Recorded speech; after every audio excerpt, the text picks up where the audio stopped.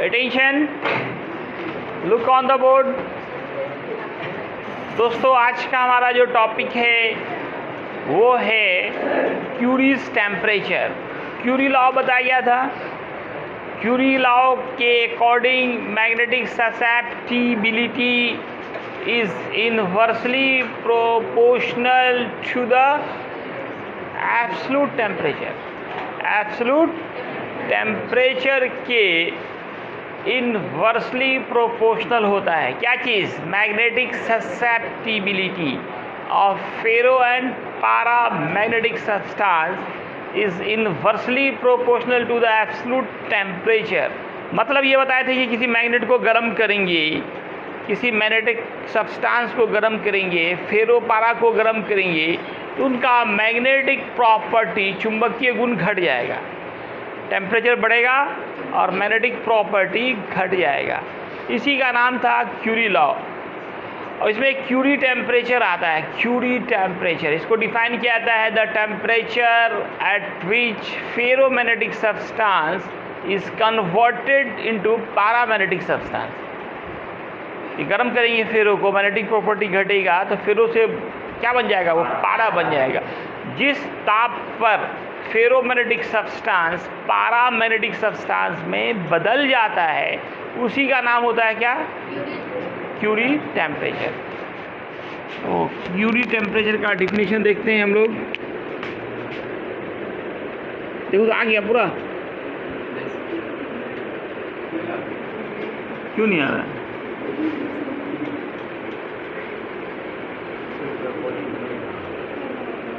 Curies temperature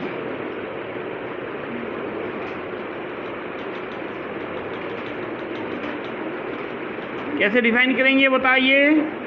ये वह temperature है, ये टेम्परेचर है। I am the temperature at which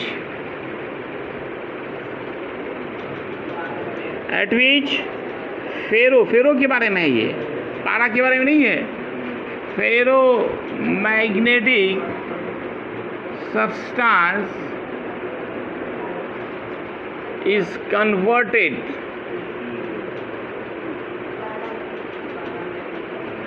into paramagnetic substance।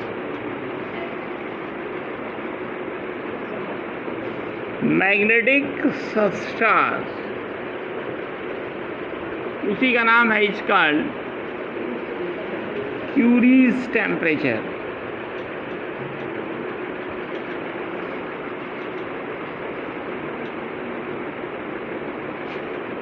तो क्या डिफिनेशन है? The temperature at which ferromagnetic substance is converted into paramagnetic substance is called Curie temperature. इसमें आपको बताया गया था क्यूरी लॉ में जो टेम्परेचर है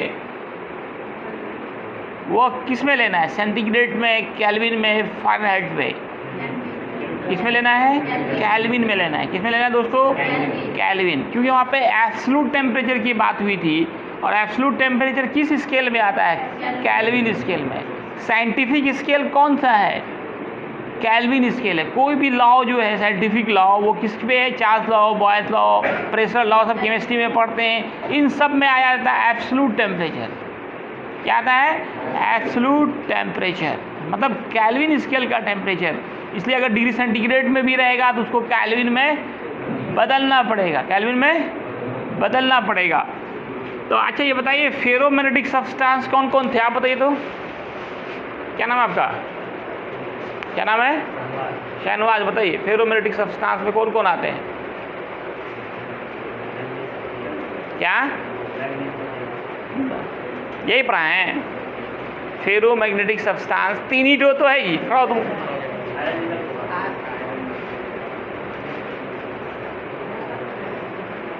बैठ जाइए। फिर क्या है? Ferromagnetic substance. सबसे ज़्यादा मैग्नेटिक प्रॉपर्टी किस में पाया जाता है? Ferromagnetic substance. मतलब इसी तीनों में, ये तीनों मैग्नेट से बहुत ज़्यादा स्ट्रांगली अट्रैक्ट होते हैं। कौन कौन? तो कोबाल्ट का एग्जाम्पल आपको देना है कि क्यूरीज टेम्परेचर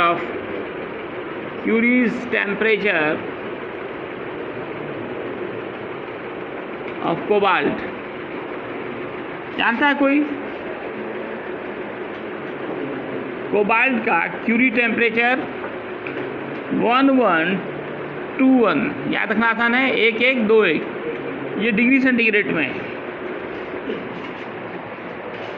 11 फिर 21। दिलनवाज खान, आप बताइए इसको केल्विन में बदलिए, कितना होगा बताइए इसका, केल्विन में बदल के बताइए क्या होगा इसका वैल्यू। क्या करेंगे केल्विन में बदलने के लिए? 273 ऐड करेंगे। तो चलिए ऐड कीजिए और कन्वर्ट कीजिए। +273 कितना आया? 4 9 इतना क्या हो गया? अभी एक केल्विन आ गया, K4 केल्विन। ये क्यूरी टेम्परेचर ऑफ क्या है? कोबाल्ट। इसी तरह से क्यूरीज टेम्परेचर ऑफ आयरन, ये 1043, हम इसको उल्टा कर देते हैं, आपको 1043 की ये बता रहे हैं। हो सकता है ऑब्जेक्टिव में सेंटीग्रेड में रहे, इसको आप सेंटीग्रेड में कन्वर्ट करके दिखाइए। क्या करेंगे बोलो?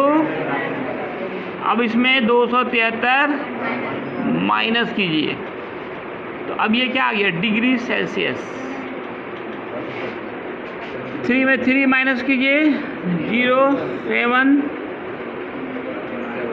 इसके बाद 7 डिग्री सेंटीग्रेड आ गया। ये दो तो हम बता दिए, तीसरा वाला आपको होमवर्क देते हैं। क्या करना है आप लोगों को? ये सबको यूट्यूब पे आंसर देना है। क्यूरी टेम्परेचर होमवर्क है, curies temperature of nickel. Nickel का क्यूरी टेम्परेचर कितना है ये आपको होमवर्क है। और यूट्यूब पे आंसर डालना है। आंसर कहाँ डालना है? यूट्यूब पे। एक देखो एपरेंट डीप एंगल होता है, एपरेंट डीप एंगल या angle of dip, apparent angle of deep.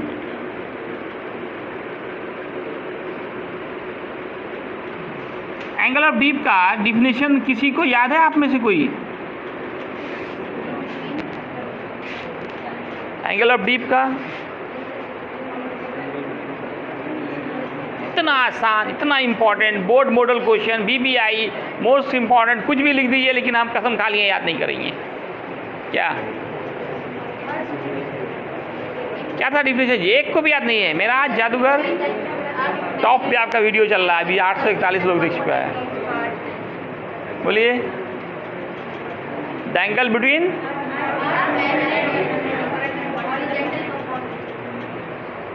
क्या था? The angle between B and BH, shortcut में बोल सकते हो, B और BH के बीच का जो एंगल था, क्या नाम था? Angle of deep.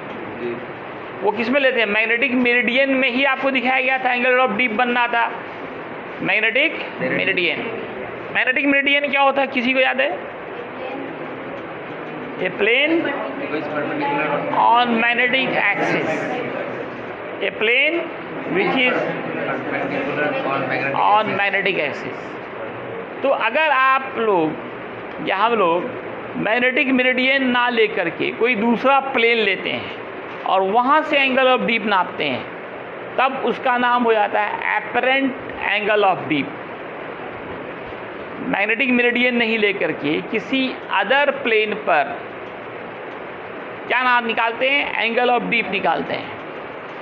तब वैसे कंडीशंस में जो एंगल ऑफ डीप आएगा उसका नाम, आज क्लास सिर्फ तुम भी नहीं पढ़ रहा है, एक भी सवाल का जवाब नहीं दिया। क्या डिफिनेशन होगा? The angle of deep, the value of angle of deep in any other plane किसी दूसरे प्लेन पर जो एंगल ऑफ डीप होगा is called apparent angle of deep.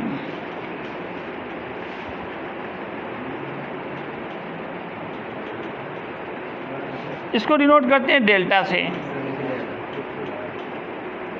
It is denoted by, अब नीचे नहीं आ रहा है, आज कैसे सेट किया जी, कितना लिखेंगे फिर इसमें? चलो थोड़ा डाउन करो उसको, थोड़ा डाउन करो ना।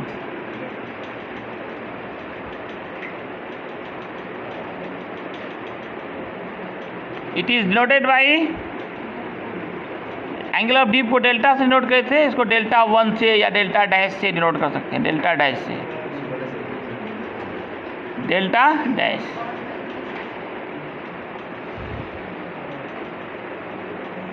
एंगल ऑफ डीप का फॉर्मूला याद है आप लोगों को?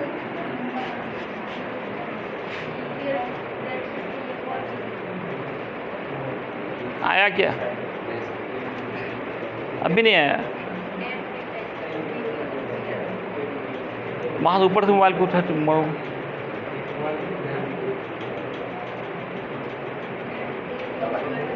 आ गया? बोलिए, एंगल ऑफ डीप का फॉर्मूला क्या था? tan delta BV by BH। इसका फॉर्मूला थोड़ा सा अलग होगा। tan डेल्टा डैश बराबर बताते हैं tan delta by cos theta.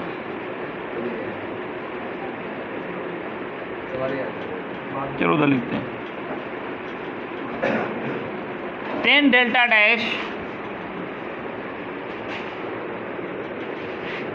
Equal बोलते हैं tan delta by cos theta, where what is delta? Delta क्या है? ये actual angle of deep,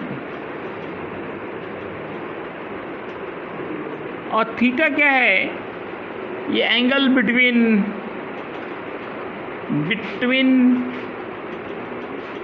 magnetic meridian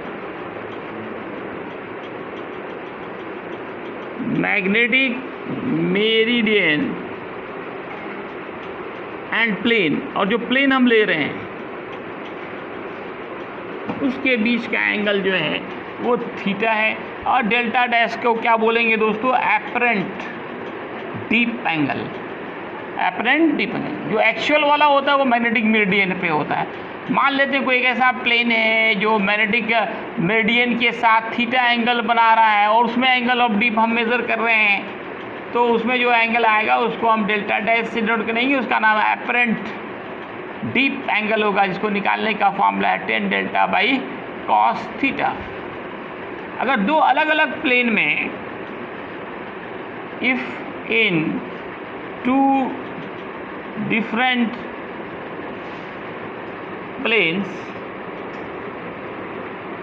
angle of dip, apparent angle of deep